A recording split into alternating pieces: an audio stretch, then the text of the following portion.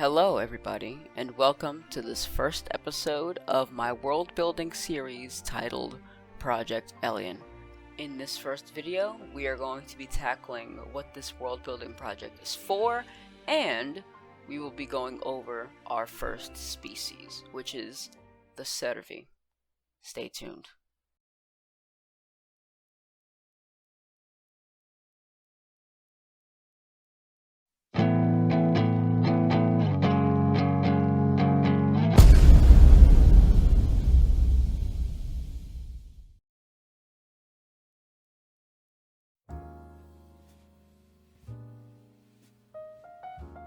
So if you've been with me for a while now, you would know that I am taking online classes made by a guy named Mark Brunet. This beautiful guy right here. His art program has really helped me improve over this past year and about, I would say a year. But the main reason why I am bringing this up is because he has a final project in this program, which I am coming very, very close to completing. His final project for this program is a world that must be built from the ground up. Doesn't matter what it's composed of. It can have many races, you can have one race, whatever have you. Just as long as it is original to you, and it is supposed to be a vessel for you to make a portfolio to aid the students into getting the job that they would want in the field. And to give you a little bit of a backstory, my goal is to either become a character designer in a small studio, at least like a starter studio, it doesn't have to be anything big, or a prop artist on said studio. Mostly because I am better in those two categories, and it would be quite fun to be in that sort of field. But speaking of goals, let us move on to the top dog and the big cheese behind everything that's going on here on Elleon, and that is the Elleon Natural Science and Habitat Institution.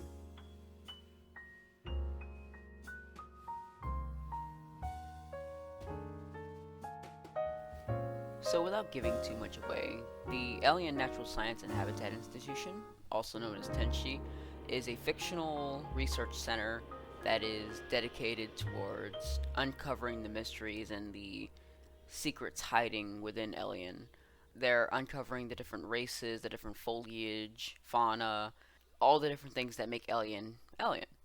Are they evil? We don't know. And now it is time to get into the meat of why we are all here, and that is the world itself.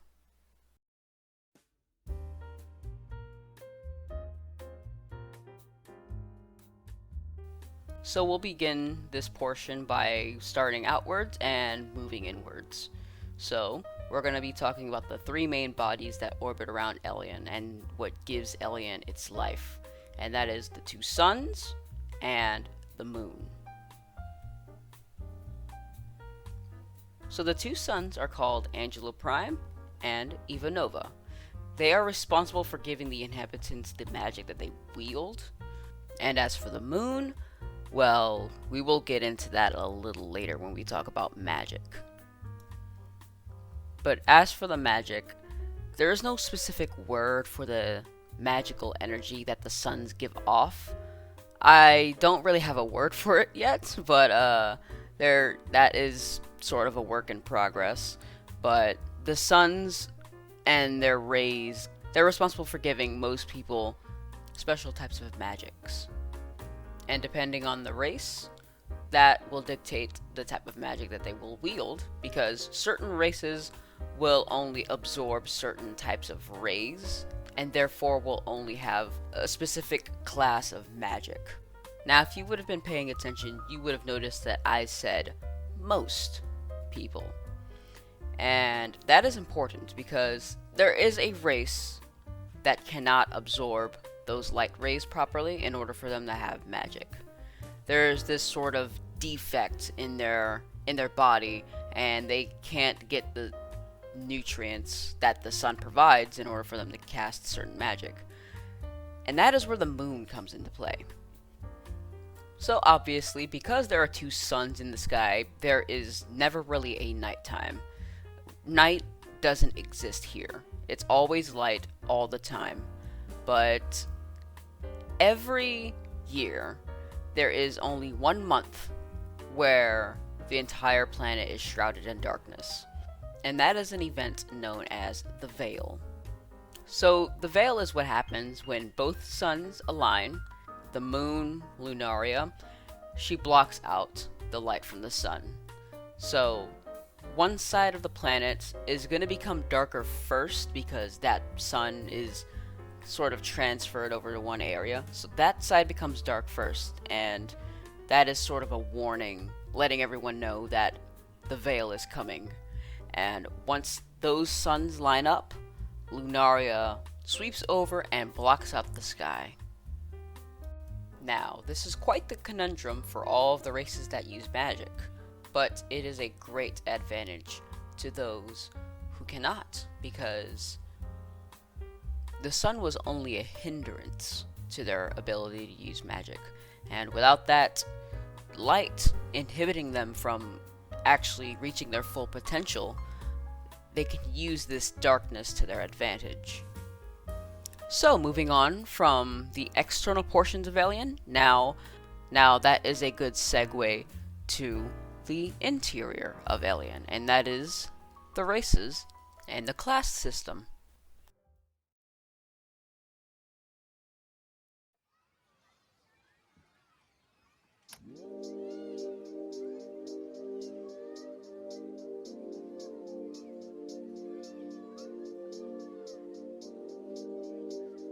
So the class system is split up into 3 main groups. There is the Order class, the Chaos class, and the Nil class. Each class is mostly split up into 2 different subsections, and those 2 subsections are split up into 2 sub-races. So in total there are going to be about 9 of these races.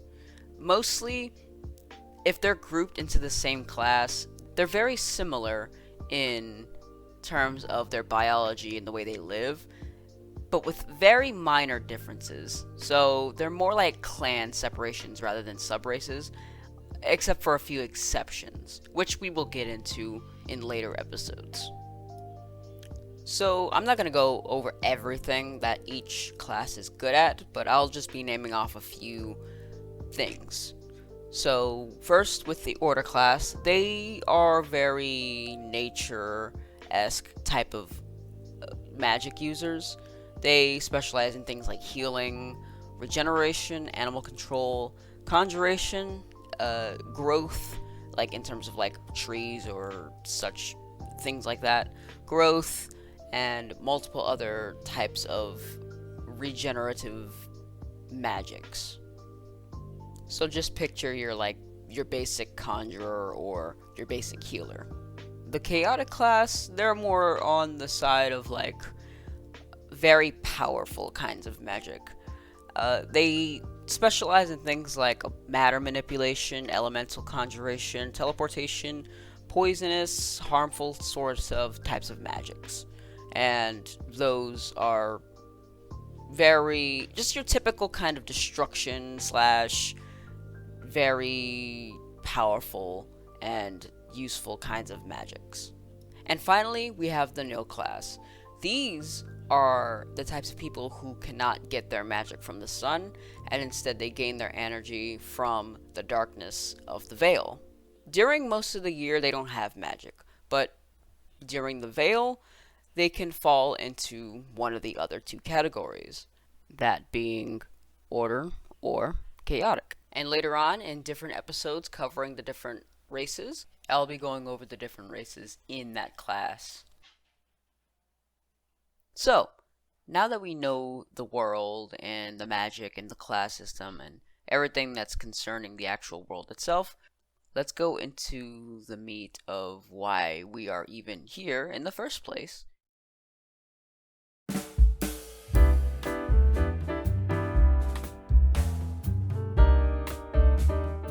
So, the Cervi are a race that fall under the Order class, specifically the Druid type. And their main purpose of life is to preserve all things nature, obviously. But there is something out there that threatens their way of life. And that is another race we will get into the next video. So the first thing we're going to be going into is appearances. The appearance of a Cervi follow a similar look across the entire race. They were mainly designed to resemble that of wild deer, hence the name, and they tend to have darker skin. For the males, they have large, but yet light stag horns protruding out the sides of their heads. They serve as the stag's ear, and they hear by feeling out the vibrations and different sound waves that bounce all across the environment, giving them an enhanced sense of hearing. These stag horns can grow up to 1.5 feet, maybe even to 2 feet. But as for the alpha stag, the one who runs the entire village, they can grow up to 4 to 5 feet in height. You also notice that in the demonstration that they also have similar antlers protruding out of their shoulders. These antlers grow up to about the same length as the height of the antlers that are on the ears. Yet, these ones are quite heftier than the ones that are located on their heads. As for the females, they don't have stag horns, but more like regular ears. These ears, while not as effective as the vibrations in the stag horns for males, they can help them hear the environment around them. And also you'll notice that they have hooves, which is more of a design choice than anything. And with appearances out of the way, we can now move on to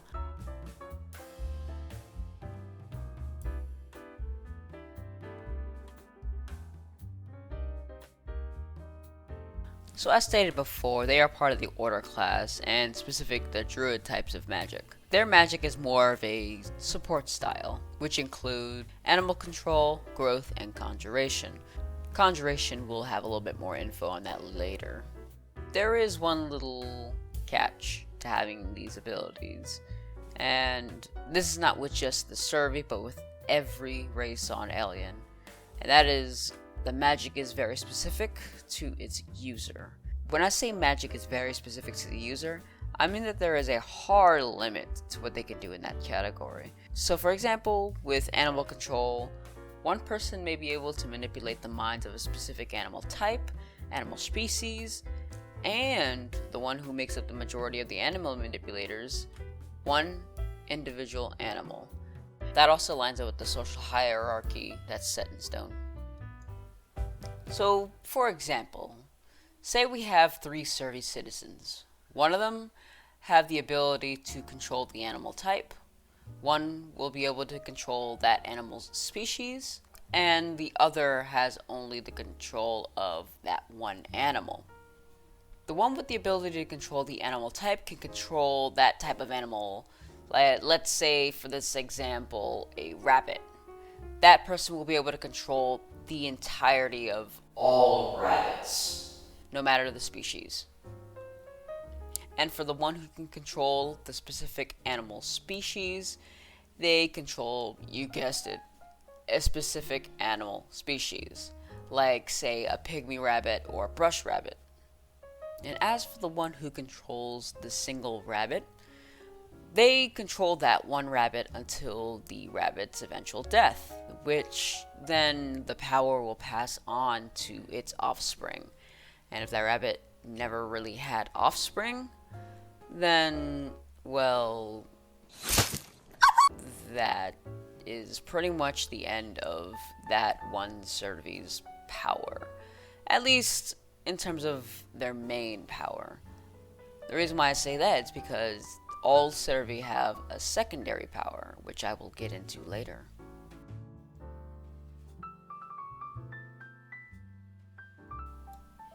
With the other half of the population, there are those with the ability to use growth magic, and that growth magic can be simplified to 3 main types of usage.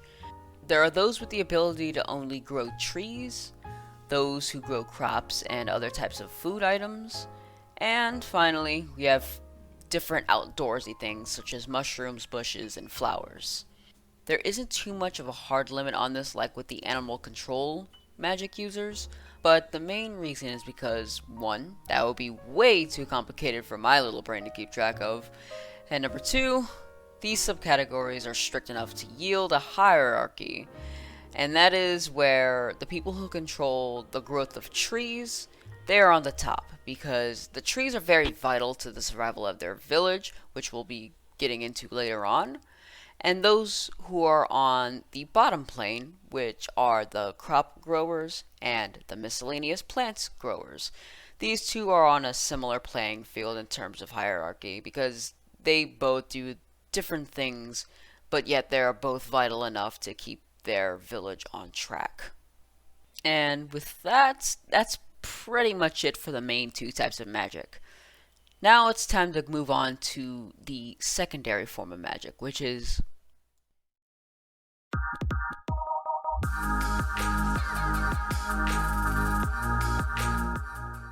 so Conjuration is given to everyone who uses magic in the Cervi race. For those who control animals, it allows them to summon their animals, and as for the people who use growth magic, it allows them to move and summon specific plants in specific locations.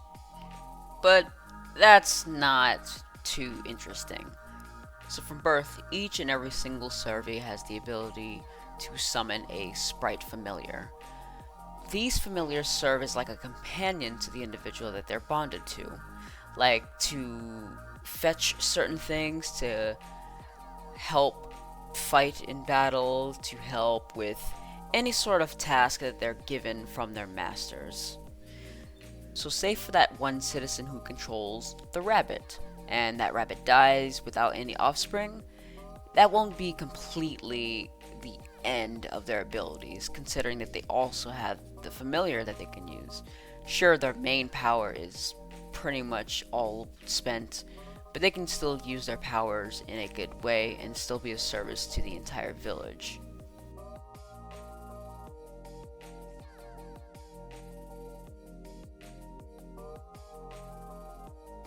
Now, the main thing that the Cervi devote their lives to saving is mainly the trees, because trees, as they grow, they absorb more and more sunlight, and as you probably recall, the sun is the main source of their energy.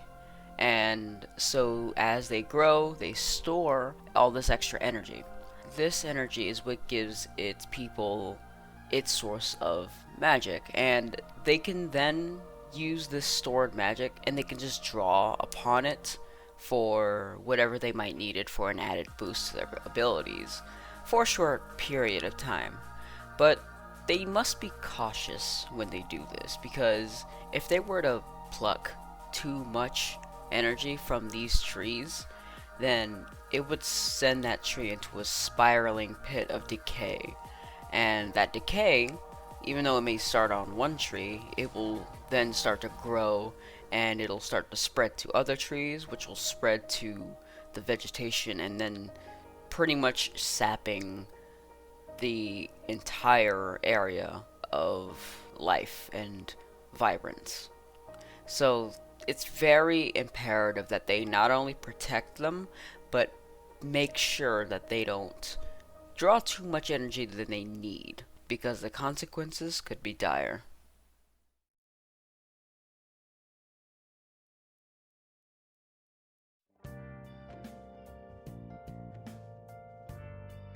And that's pretty much the end of this.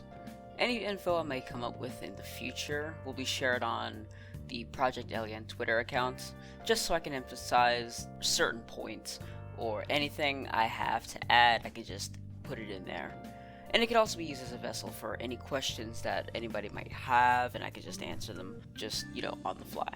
But it was quite fun going through everything. I have been putting together this world for about a few months now, and it's really nice to go over the things that I had brewing up in my head that I thought that I couldn't even get down, and have it all be compiled into this one solid video. There are more episodes like this in the works, going through different parts of the world, like different races, maybe a couple of animal designs, or any sort of addition I add to the world, I'll probably make it as its own, if it's significant enough. I hope to also compile all of this and put it into an encyclopedia, sort of kind of like how Mark Brunet is doing his Chroma Island project, because he intended to make an encyclopedia.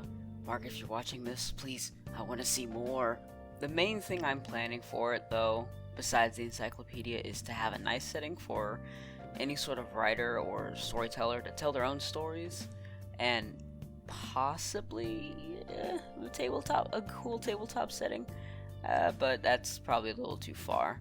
But this is a great start, so I want to thank you all for taking the time out of your day to listen, if you are this far in at least.